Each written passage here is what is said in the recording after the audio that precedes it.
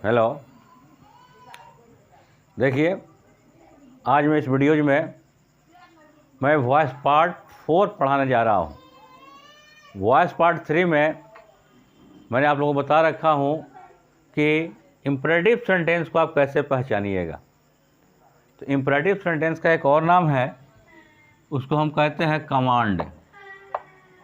Command कहते हैं, जिसमें इम्परेटिव कमांड का मतलब क्या? आज्ञा सूचक या आदेशात्मक। आज्ञा देना, आज्ञा सूचक। तो जो मैं सब कंडीशन उसमें पहले ही आपको दे चुका हूँ, कैसे के वॉइस पार्ट 3 वाला वीडियोज में। इसलिए आज मैं सिर्फ उसका स्ट्रक्चर पे चल रहा हूँ। जैसे उसमें दिया हूँ सिंपल ऑर्डर, एम्फेटिक ऑर्डर और इंट्रांजिटिव वर्ब, अकर्मक क्रिया। उसके बाद डू नॉट, मना करना, ये भी सब ऑर्डर ही है। फिर रिक्वेस्ट, प्लीज़ या काइंडली लगा होगा, और एडवाइस। तो अब मैं ये पहचान आप लोगों को पिछले वीडियोस वॉइस पार्ट 3 में दे रखा हूँ। ये सबको अगर इम्परेटिव सेंटेंस का पहचान अगर स्टडी करना है तो आप वॉइस पार्ट 3 देखिए, और वॉइस पार्ट 3 देखने के बाद तब वॉइस पार्ट 4 जो है मैं इम्परेटिव सेंटेंस का जो स्ट्रक्चर है विथ एग्जाम्पल दे रहा हूँ। और एक बात आप लोगों को बता दूँ कि वॉइस इम्परेटिव सेंटेंस का वॉइस सबसे मुश्किल होता है, बहुत कंफ्यूज करता है ये। लेकिन इम्परेटिव सेंटेंस का जब नरेशन में पढ़ते हैं, नरेशन पढ़िएगा तो सबसे आसान होता है। तो इम्परेटिव का मतलब मैं आपको बता दूं कि आदेशात्मक, आज्ञा सूचक। लेकिन इम्परेटिव सेंटेंस शुरू कैसे होता है? वो वर्ब 1 से शुरू होता है। इसमें सब्जेक्ट नहीं होता, ये वर्ब 1 से शुरू होता है। वर्ब के बाद क्या आता है आपको? ऑब्जेक्ट। अगर इसके शुरू में सब्जेक्ट लग जाता है तो वो अफर्मेटिव, नेगेटिव, इंट्रोगेटिव, नेगेटिव वाले उसमें चला जाता है। लेकिन ये इम्परेटिव ऑर्डर देता है, जिस कम हेयर, इधर आइए, sit down, go from here, stand up. ठीक है। तो इम्परेटिव सेंटेंस अपने आप में एक अलग सेंटेंस लेकर, अलग बात लेकर चलता है। और जो अधिकांश स्पोकन करने वाले लोग ज़्यादा इम्परेटिव सेंटेंस में ही। तो इम्परेटिव सेंटेंस पे अगर आपको कमांड है तो you can speak English very well, you can change the passive voice very well. Imperative sentence किसी भी सेंटेंस से टैली नहीं करता। ऑपरेटिव सेंटेंस किसी भी सेंटेंस से टैली नहीं करता, ये अपना अलग है। अफर्मेटिव है, वो जाता है, जा रहा है। नेगेटिव नहीं जा रहा है, सब्जेक्ट भी है, वर्ब भी है, ऑब्जेक्ट। इंट्रोगेटिव है, क्या हुआ जा रहा है, तो वो अपना वो अलग सेट है उसका। Affirmative, negative, interrogative, negative, WH questions जो है इसका अलग अपना सेट है। ये न्यूट्रल रहने वाला सेंटेंस है इम्परेटिव, जिसको हम लोग कमांड भी कहते हैं। तो देखिए, इसका पहला कंडीशन था सिंपल ऑर्डर, जो आराम से कहता है भाई एक गिलास पानी लाना तो जरा है, bring a glass of water है, switch on the light, switch off the fan. आराम से बोलना है, सिंपल सेंटेंस। इसका स्ट्रक्चर क्या कहता है? इससे स्टार्ट करते हैं सिंपल ऑर्डर, यहाँ पर लिखा हुआ है। इसको स्टार्ट करते हैं let plus object be plus verb का 3 और अदर वर्ड है, उसको हम आगे हम ऐड कर देते हैं, जोड़ देते हैं। तो लेट का मतलब ऐसे होता क्या है? मैथ में लेट का मतलब जो आप लोग पढ़े होंगे मीन्स माना। Let the value of this is x, कि इस चीज़ का वैल्यू, कीमत क्या है? एक्स है। उसके ऊपर हम सवाल निकालते हैं, आंसर आ जाता है। लेकिन यहाँ लेट का मतलब क्या होता है? लेट मीन्स दो। कौन सा दो? 1 2 वाला दो नहीं, 1 2 वाला दो नहीं, या देने वाला दो नहीं, जैसे कि तुम मुझे 500 रुपये दो, वो दो नहीं। कौन सा दो? जाने दो, खेलने दो, पढ़ने दो, लिखने दो, वो दो है। उसको हम किससे डिनोट करते हैं? लेट से। तो सिंपल जब ऑर्डर आएगी तो अब आप क्या कीजिएगा? लेट, पैसिव वॉइस कैसे बनाएंगे? लेट, इसको लिख देता हूँ मैं, पैसिव। लेट ऑब्जेक्ट, फिर बी वर्ब 3, अदर वर्ड होगा तो अदर वर्ड जोड़ देंगे। देखिए, तो ओपन द डोर, ओपन क्या है? आपको वर्ब है, देखें यहाँ पर वर्ब 1 लिखा हुआ है। दरवाजा खोल दो भाई, ओपन द विंडो, खिड़कियाँ खोल दो। तो वर्ब से शुरू होता है, वर्ब के बाद क्या आता है? ऑब्जेक्ट। स्ट्रक्चर आपको क्या कहता है? माइंड कीजिएगा, एकदम आपको 2 मिनट के अंदर आप इम्परेटिव का पैसिव वॉइस सीख जाइएगा। अब आइए स्ट्रक्चर पे, क्या पहले है लेट, लेट लगा दीजिए पैसिव में। लेट के बाद क्या है ऑब्जेक्ट, ऑब्जेक्ट क्या है आपका द डोर, मैं लिख दिया हूँ, द डोर सेट कर दीजिए। उसके बाद क्या है बी, बी लिख दीजिए। वर्ब का थर्ड फॉर्म, वर्ब क्या है आपको ओपन, ओपेंड, मैथ का फार्मूला की तरह है, उसे सेट कर देना है, कहाँ कुछ प्रॉब्लम है। नेक्स्ट देखिए, bring a glass of water for me, तो ब्रिंग आपको क्या हो गया वर्ब हो गया, ये ग्लास ऑफ वाटर क्या हुआ ऑब्जेक्ट हो गया, अदर वर्ड आ गया फॉर मी। हमको इससे कोई मतलब नहीं है, हमको अदर वर्ड से मतलब नहीं है। इम्परेटिव सेंटेंस में या पैसिव वॉइस किसी में भी हमको मतलब है वर्ब, ऑब्जेक्ट और सब्जेक्ट से। तो यहाँ तो सब्जेक्ट है नहीं इम्परेटिव सेंटेंस में, इसमें क्या है सब्जेक्ट है और सॉरी वर्ब है और ऑब्जेक्ट है। तो वर्ब क्या है ब्रिंग, हमारा स्ट्रक्चर क्या कहता है लेट, लेट लिख दीजिए। ऑब्जेक्ट, ऑब्जेक्ट क्या है एक ग्लास ऑफ वाटर, एक ग्लास ऑफ वाटर लिख दिए। उसके बाद क्या है बी, बी लिख दिए। वर्ब का तीसरा, वर्ब क्या है आपको ब्रिंग, ब्रिंग का तीसरा क्या होता है ब्रॉट, ब्रॉट। और अदर वर्ड क्या बच गया आपको फॉर मी, फॉर मी को आगे आप सेंटेंस के आगे ऐड कर दीजिए। तो कहाँ इसमें कोई प्रॉब्लम है, बस आपको वर्ब ऑब्जेक्ट को फॉलो करना है। लेट के बाद object plus V3, other word को लास्ट में जोड़ देना है। लेकिन हमको पहले ये तो बात है कि समझ में आएगी तब ना कि वर्ग के बाद ऑब्जेक्ट कौन सा है क्या है। तो ठीक वर्ग के बाद ऑब्जेक्ट होता है। इसी में अगला पॉइंट आता है do not, do not make an noise, do not tell a lie, do not disturb the class, do not play in the sun. तो इस डू नॉट का मतलब क्या होता है मना करना। ए भाई डू नॉट टेल ए लाई, झूठ मत बोलो, do not disturb the class है, क्लास को डिस्टर्ब मत करो, do not make an noise है, शोर मत करो। तो इसका मना कर रहा है। तो देखिए डू नॉट जब आपको गिवन होगा, हालांकि डू नॉट तो I do not write a letter, I do not write a letter, तो आई सब्जेक्ट आ गया, तो सब्जेक्ट आ गया तो टेंस में चला गया, मैं पत्र नहीं लिखता हूँ। लेकिन यहाँ डू नॉट सेंटेंस के पहले है, उसके पहले सब्जेक्ट नहीं है। तो ये डू नॉट क्या हुआ आपको मना करना हुआ, तो मना कर रहा है। तो उसका स्ट्रक्चर क्या है, यही लेट का जो स्ट्रक्चर है वो स्ट्रक्चर है। लेकिन डू नॉट का 3 रूल्स है। पहला लेट, नेक्स्ट ऑब्जेक्ट, और जब नॉट है तो ऑब्जेक्ट के बाद नॉट लगाइएगा, नॉट के बाद बी, तब वर्ब का तीसरा, यानी कि सेम है दोनों स्ट्रक्चर। इसमें डू नॉट नहीं था तो नॉट नहीं, यहाँ नॉट है तो ऑब्जेक्ट के बाद नॉट। तो देखिए जैसे डू नॉट टेल ए लाई, तो टेल, टेल आपको क्या हो गया वर्ब हो गया, ए लाई क्या हुआ आपको ऑब्जेक्ट हो गया। स्ट्रक्चर क्या कहता है आपको लेट, लेट लिख दिए। ऑब्जेक्ट, ऑब्जेक्ट क्या है ए लाई है, ए लाई लिख दिए। उसके बाद क्या मांगता है नॉट, नॉट के बाद क्या बी, बी लिख दिए। वर्ब का तीसरा, वर्ब टेल है, टेल का थर्ड फॉर्म टोल्ड। तो ये हो गया लेट के ऊपर इसका स्ट्रक्चर। आप इस पर भी बना सकते हैं, जो 3 इधर और रूल्स लिखे हैं उस पर भी आप बना सकते हैं। तो देखिए एक और, do not touch the wire, तार को मत छुओ भाई।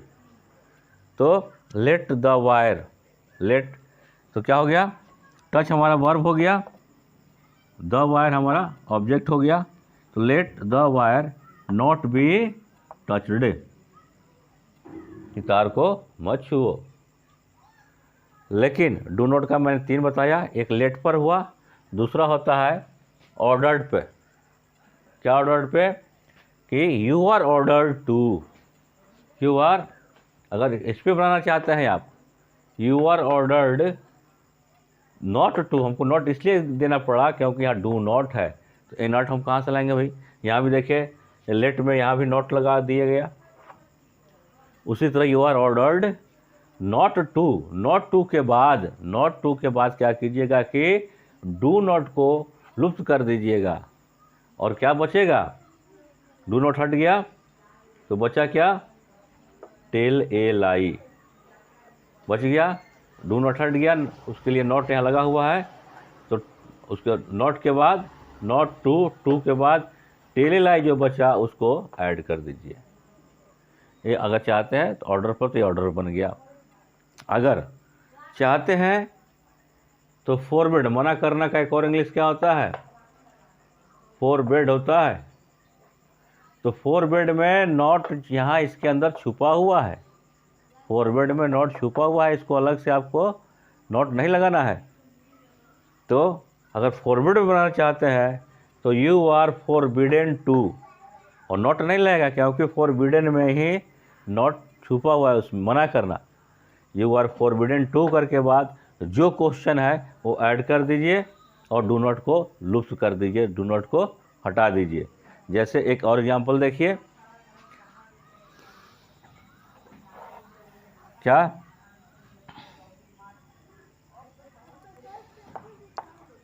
Do not play in the sun, do not play in the sun, धूप में मत खेलो भाई। तो फोरबिडेन पर ही चलते हैं। यू आर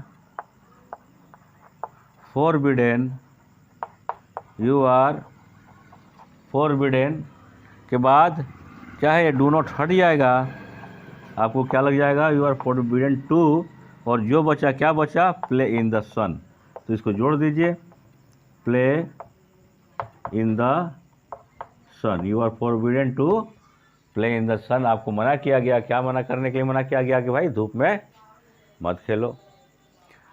तो ये आपको अभी ऑर्डर ही चल रहा है, ये सिंपल ऑर्डर हो गया, ये डू नॉट मना करने वाला ऑर्डर हुआ। जो लेट डू नॉट को 3 पर एक यहाँ स्ट्रक्चर है, let plus object plus not plus be plus V3, फिर you are ordered not to, और next you are forbidden to, ये हुआ। इसके बाद अब देखिए, अब फिर एक ऑर्डर आता है इंट्रांजिटिव वर्ब। एक ऑर्डर क्या आता है? Intransitive verb. उसको देखिए, वो भी बनता है यू आर ऑर्डर्ड पे, वही बनता है यू आर ऑर्डर्ड पे। तो क्या कि जब सेंटेंस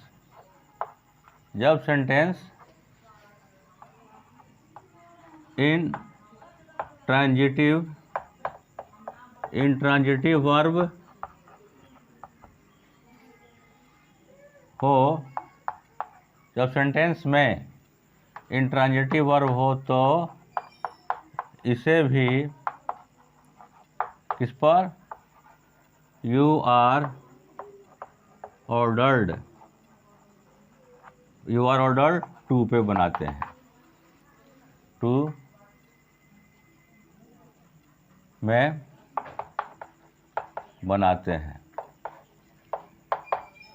कैसे? अब देखिए, तो इंट्रांजिटिव वर्ब किसे कहते हैं? जिसमें ऑब्जेक्ट नहीं होता है, जैसे कि डू वर्ब है लेकिन इसके बाद कोई ऑब्जेक्ट नहीं है। अगर होता है जैसे डू इट, तो डू वर्ब है, इट हमारा ऑब्जेक्ट है, तो ये हो गया ट्रांजिटिव वर्ब। डू कौन सा वर्ब हुआ? ट्रांजिटिव वर्ब हो गया। लेकिन डू के बाद कोई ऑब्जेक्ट नहीं है तो डू क्या हो गया? हमारा इंट्रांजिटिव वर्ब हुआ। जब इंट्रांजिटिव वर्ब में आपको पैसिव वॉइस चेंज करने को आएगा तो आपको क्या लिखना है? यू आर ऑर्डर्ड टू लिख देंगे, और जो आपको क्वेश्चन में गिवन होगा उस वर्ड को उठाकर यहाँ आप ऐड कर दीजिए। जैसे देखिए एग्जाम्पल, डू, तो मैंने क्या कहा? इसमें ये इंट्रांजिटिव है, कोई ऑब्जेक्ट इसमें नहीं है, तो क्या होगा? यू आर ऑर्डर्ड टू के बाद जो क्वेश्चन है, तो क्वेश्चन क्या है मेरा? डू है, डू को यहाँ ऐड कर दीजिए, आपको इंट्रांजिटिव वर्ब का पैसिव वॉइस तैयार हो गया। नंबर 1, 2 में देख लीजिए, स्टैंड अप।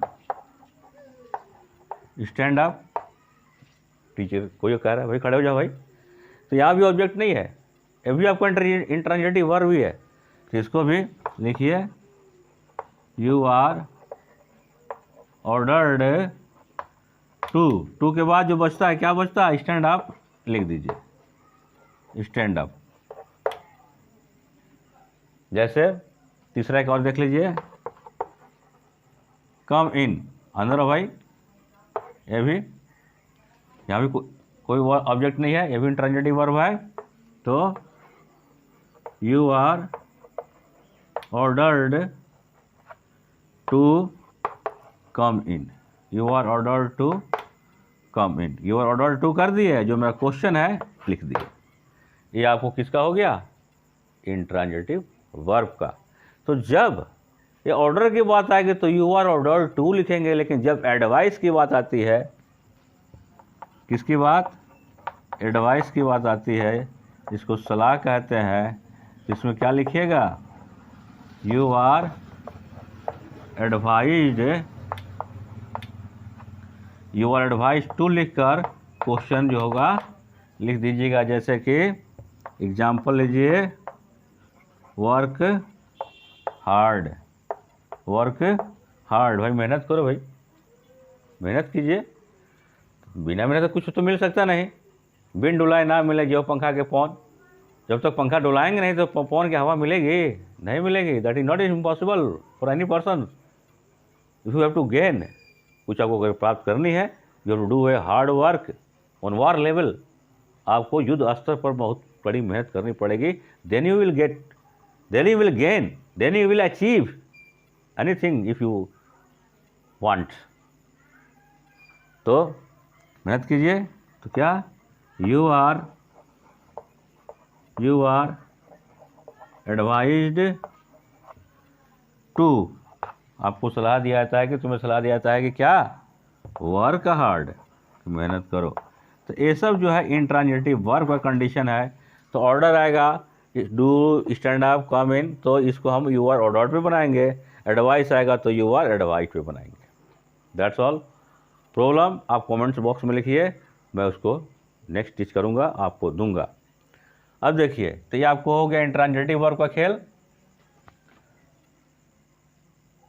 अब आपको आता है, अगर सेंटेंस में दिया है, क्या दिया है? प्लीज़ या काइंडली, प्लीज़ या काइंडली में सेंटेंस है, तो इसको किस में कन्वर्ट कीजिए, कैसे पैसे हुआ चेंज कीजिएगा? You are requested, you are requested to, क्योंकि प्लीज़ काइंडली का मतलब का रिक्वेस्ट करना हुआ, तो requested to, you are requested to के बाद प्लीज़ काइंडली को गॉन कर दीजिए, लुप्त कर दीजिए, प्लीज़ काइंडली को हटा दीजिए, और जो बचता है उसको टू के बाद ऐड कर दीजिए। कैसे? कि प्लीज़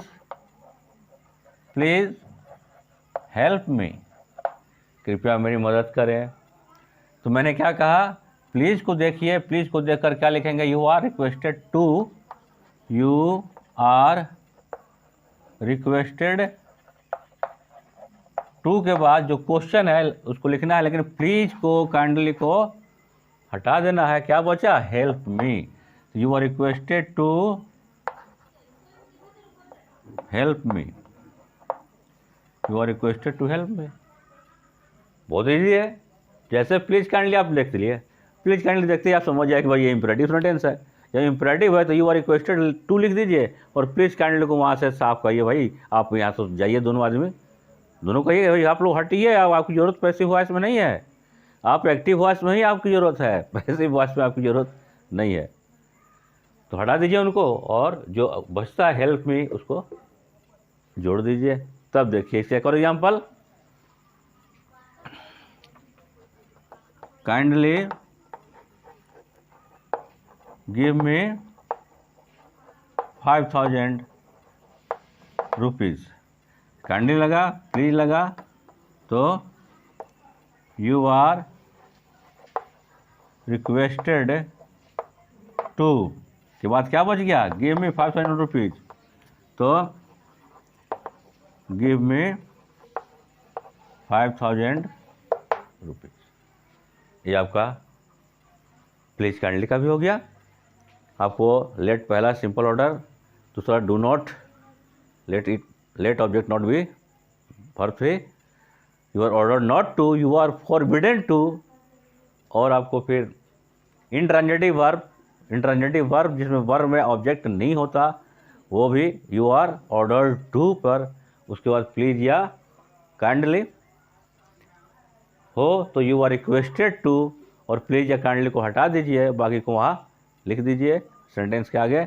अब एक बचता है, उसको देख लीजिए, वो छोटा सा जिसमें क्या कहते हैं, सजेशन। सजेशन मतलब क्या, सुझाव दिया जाता है। तो सुझाव दिया जाता है तो इसका स्ट्रक्चर क्या है, सब्जेक्ट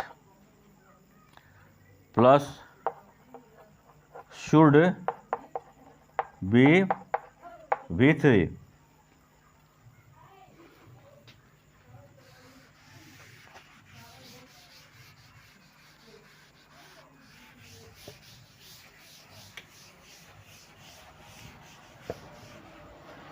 वो लिख देते हैं लास्ट पॉइंट, सजेशन सुझाव। तो इसको किस में बनाते हैं, passive. Passive subject should be V3 other जो है। ये आपको एक और स्ट्रक्चर है सुझाव प्रस्ताव का। जैसे एग्जाम्पल लिखिए, love your country. Love your country, तो लव क्या हुआ आपको, वर्ब हो गया। योर कंट्री क्या हुआ, ऑब्जेक्ट हो गया। स्टार्ट किससे करना है, सब्जेक्ट। तो ऑब्जेक्ट जो सब्जेक्ट बनता है, जो आप जानते हैं कि पैसिव वॉइस में ऑब्जेक्ट सब्जेक्ट बनता है, तो योर कंट्री आपको सब्जेक्ट हो गया। उसके बाद शुड, योर कंट्री शुड के बाद बी वर्ब। वर्ब क्या है, लव। लव का V3 लव्ड। तो एक ए भी है वॉइस का लास्ट पॉइंट। इसका एक और एग्जांपल देख लीजिए, हेल्प द नीडी। नीडी यानी जरूरतमंदों की मदद कीजिए, करना चाहिए। तो क्या होगा, हमारा हेल्प वर्ब हो गया, द नीडी ऑब्जेक्ट हुआ, ऑब्जेक्ट सब्जेक्ट बनकर आएगा। The needy should be, the needy should be verb 3 help का हेल्प्ड। बस यही है। एक और देख लीजिए, सर्व योर ओल्ड पेरेंट्स। तो सर्व आपको वर्ब हो गया, योर ओल्ड पेरेंट्स ऑब्जेक्ट हो गया, ऑब्जेक्ट सब्जेक्ट बनेगा।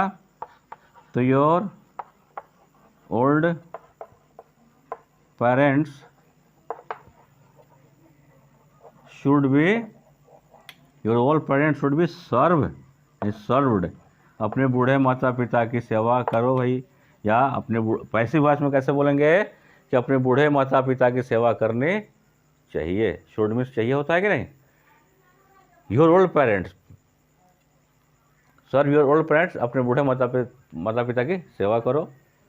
तो इसको पैसिव में कैसे बोलेंगे कि अपने बूढ़े माता पिता की सेवा करनी चाहिए। तो ये आपका इम्परेटिव का अभी पैसिव खत्म हुआ, लेकिन इसमें एक लेट का और है, जो क्वेश्चन लेट में गिवन होगा उसको बनाने का। तो खैर इस वीडियो में, वीडियो नंबर वॉइस पार्ट 4 हुआ। इस 4 में जो इम्परेटिव का जो मैंने 2 पार्ट में इम्परेटिव दिया, पहला वॉइस पार्ट 3 में दिया इम्परेटिव सेंटेंस कैसे पहचानेंगे, और वॉइस पार्ट 4 में दिया इम्परेटिव सेंटेंस को हम कैसे पैसिव वॉइस कन्वर्ट करेंगे। इसको वीडियोज को ध्यान से देखिए, जो प्रॉब्लम है कमेंट बॉक्स में लिखिए, फिर मैं उसको, कोई ऐसी बात होगी तो मैं दोबारा टीच कर दूंगा। नहीं क्लियर है कोई बात नहीं, क्योंकि बहुत सारे मैटर पड़े हुए हैं देने के लिए। इधर तो क्या क्या एक दिन में दिया जाए। तो वॉइस से ख़त्म है। अब इसके बाद जो है कि आपको, हालांकि 1-2 टॉपिक्स और है, लेकिन जो मेन था आपको दे दिया। हाँ, इसके बाद आपको नरेशन स्टार्ट होगा। और नरेशन के बाद जो मोटिवेशनल है वो तो चल ही रहा है, चलेगा ही। कुछ जैसे कि मैंने अपने पिछले वीडियोज में दिया था, सफ़र के ऊपर जो कविता मैंने दिया था, तो ये सभी थोड़ा माइंड फ्रेश करेगा और आपको आगे जीवन में आगे कैसे बढ़ें और रास्ता दिशा दिखाएगा, जिसकी वजह से इस रास्ते पर जिसको अमल करेंगे चलेंगे, मेहनत करेंगे, वैसा तो मंजिल पे पहुंच जाएंगे। अब विशेष कुछ कहने की जरूरत नहीं है। अब जब नेक्स्ट ग्रामर शुरू होगा, वो नरेशन शुरू होगा, नहीं तो हिस्ट्री में देने वाला हूँ मैं अशोक सम्राट का शस्त्र त्याग। अशोक सम्राट का शस्त्र त्याग। और दूसरा टॉपिक्स भारत परिचय, इतिहास, हिस्ट्री में। उसके बाद तो मोटिवेशन है, चलेगा ही। तो देखते रहिए, वीडियोज़ को आगे बढ़ाते रहिए, लाइक कीजिए। कोई प्रॉब्लम है तो कमेंट बॉक्स में लिखिए। Wish you good luck.